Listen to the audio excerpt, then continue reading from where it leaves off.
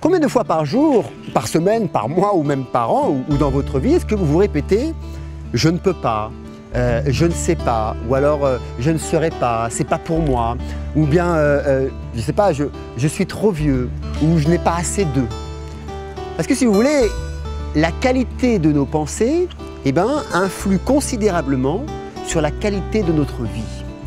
Et je voudrais juste vous faire passer un message aujourd'hui en me baladant dans cette forêt, c'est la forêt de Sangay ici à Bali, c'est que ces pensées répétitives que l'on fait de je ne sais pas, je ne peux pas, je ne pourrai pas, ce sont des mantras. Si vous ne savez pas ce que c'est qu'un mantra, c'est juste la répétition d'un mot qui va dégager une certaine énergie. Mais chaque idée, chaque mot va dégager une énergie.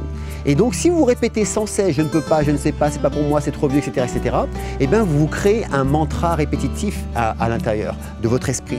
Et si vous voulez, ça influe considérablement sur votre vie et bien plus que vous le croyez.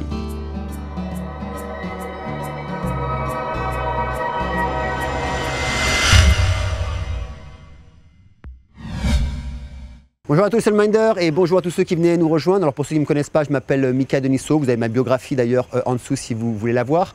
Et donc, ce que je voudrais partager avec vous, c'est que notre éducation, depuis que, en tout cas dans notre génération, bien que ça n'a pas encore changé, a enterré notre brillance, a enterré, je dirais, nos talents. Alors je fais attention parce qu'il y a quand même des singes là qui se baladent, il y en a pas mal et des fois ils nous sautent dessus. Et donc, notre éducation a enterré nos talents. Pourquoi? Parce qu'on nous a mis dans des cases, avec quoi? Avec des notes. Et je me rappelle, moi, de certaines personnes, ou même moi, dans certaines matières, où, j'étais pas fait, par exemple, personnellement, pour le français, j'étais pas fait pour l'histoire, et ça ne m'intéressait pas du tout. Et alors qu'il y avait d'autres matières, comme l'art, comme la musique, parce que je suis un artiste au fond, qui m'intéressaient profondément et auxquels je participais pleinement. Mais si vous voulez, notre éducation ne prend pas cela en compte, c'est-à-dire que nos talents sont vraiment mis de côté. Et qu'est-ce qui se passe? Il se passe que quand on a des enfants qui ne sont pas faits, par exemple, pour l'histoire de France ou pour le français tout court, ou qui ne sont pas faits pour les langues, on leur dit qu'ils ne sont pas bons parce qu'ils ont des mauvaises notes. Donc on les a mis dans des boîtes, on les a mis dans des box. On a dit voilà, au lieu de prendre le talent de l'autre et de l'élever, on a dit non, tu vas devenir un numéro. Et si ton numéro est en dessous de la moyenne de la classe, c'est-à-dire qu'on a quantifié une moyenne, on a dit que si tu restes dans la moyenne, tu seras quelqu'un de bien, et si tu n'es pas dans la moyenne, tu seras quelqu'un de pas bien ou quelqu'un de mauvais. Et donc, quand on a quantifié cette personne, qu'est-ce qui se passe? Il se passe que tout le reste de sa vie, pour la plupart d'entre nous, nous vivons dans une vie médiocre par rapport à ce que l'on aurait voulu faire. Alors, ça a créé quoi? Ça a créé que le génie qui est en soi, notre génie, je dirais, notre génie qui est en soi, notre géant créateur, est éteint et a été complètement mort, et ça dès le début. Moi je vois énormément de jeunes qui viennent dans les séminaires ou auxquels j'ai des sessions de coaching, de plus en plus de jeunes, et je suis vraiment étonné, quand je leur demande quel est ton rêve de vie, qu'est-ce que tu voudrais faire dans la vie, ils n'en ont pas. Ils ne savent même pas où aller, ils ne savent même pas quoi faire. Et ils disent, mais en fait, moi je suis juste moyen, je ne sais pas vraiment quoi faire de mon existence. Et pourtant, si vous voulez, ce génie que vous avez en vous, ce réel talent que vous avez dès le plus jeune âge, représente votre réelle nature. Et c'est cette nature qui demande à être je dirais, exploitée. Cette nature qui demande à vivre, cette nature qui demande à s'exprimer en totalité. Et non pas ce qu'on voudrait vous apprendre. Alors c'est sûr que pour une société, c'est bien, parce que on va formater, c'est ce qui s'est passé, on va formater plusieurs personnes, on va formater un groupe de personnes à ce que la société voudrait. Donc on va programmer les esprits d'une certaine façon. Mais qu'est-ce qui se passe? Il se passe que vous devenez aigri dans votre vie, il se passe que vous ne savez pas en fait si vous avez vraiment vécu la vie que vous avez envie de vivre, et il se passe qu'à la fin vous vous posez des questions, est-ce que je ne me suis pas trompé sur mon existence? Alors, et si vous voulez, les personnes qui ne réalisent pas, je dirais, leurs rêves, ce n'est pas parce qu'elles ne veulent pas, c'est tout simplement parce qu'elles ne savent pas, et tout simplement parce qu'elles ont oublié. Elles ont oublié quoi? Leur réelle nature, leur vrai talent, leur génie. Et tout simplement parce qu'on ne leur a pas appris, parce qu'on a étouffé nos talents. Mais rappelez-vous, en fait, quand vous étiez enfant, puisque c'est là que votre talent était. Quand vous étiez enfant, rappelez-vous ce qui s'est passé. Et bien tout simplement, premièrement, vous n'avez pas pu exprimer votre talent en totalité dès le début de votre vie. Et on a cru petit à petit, à des fausses idées, à des fausses pensées. Par quoi? Bien sûr par nos parents, par l'éducation, par, je dirais, le gouvernement, mais aussi par les gens qui étaient autour de nous, comme quoi nous n'étions pas des gens extraordinaires. Comme quoi, en fait, nous étions juste des personnes ordinaires. Et si vous voulez, ce mantra que l'on s'est répété, non, moi en fait je suis quelqu'un comme les autres, en fait non, moi je suis quelqu'un de moyen, non, moi je ne pourrais pas accéder à ce que je veux faire, ah non, moi je pourrais jamais réaliser mes rêves. J'entends souvent dire, mais en fait j'aurais tellement voulu faire ça, ou certaines personnes, des amis qui disent, alors moi je sais que je suis un artiste dans l'âme, et j'ai des personnes qui disent, j'aurais voulu être un artiste, pour reprendre la chanson de Michel Berger. J'aurais voulu être un artiste pour pouvoir faire mon numéro. Quand l'avion se pose sur la piste à Rotterdam ou à Rio, j'aurais voulu être un chanteur pour pouvoir crier qui je suis. J'aurais voulu être un auteur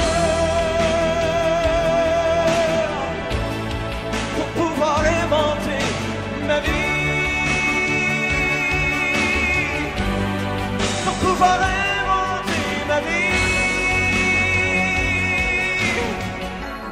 Mais d'autres qui me disent, par exemple, j'aurais voulu par exemple, être comptable, j'aurais voulu être pilote d'avion, bref. Pourquoi? La question c'est, si vous l'aviez voulu, pourquoi ne l'avons-nous pas fait? Tout simplement parce que nous avions ce mantra répétitif qui nous disait, qui a été en fait programmé dans notre esprit, qui a été programmé par toute notre éducation, qui nous disait que nous étions des gens non extraordinaires, mais juste des personnes ordinaires, et que nous devions nous contenter de ce que nous avions.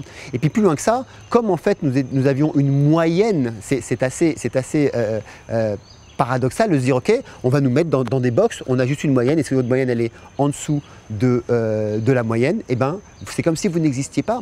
Alors si en plus vous n'avez pas les diplômes pour pouvoir accéder à ce que vous voulez faire, là vous n'êtes plus rien dans notre société.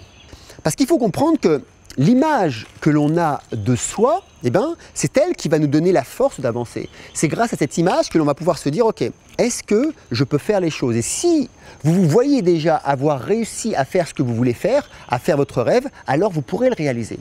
Mais si vous ne voyez pas, si vous, déjà à l'intérieur, vous n'arrivez pas à vous voir, vous ne croyez pas en vous, comment est-ce que vous allez pouvoir réaliser vos rêves? Comment est-ce que vous allez pouvoir réaliser la vie que vous aurez voulu vivre?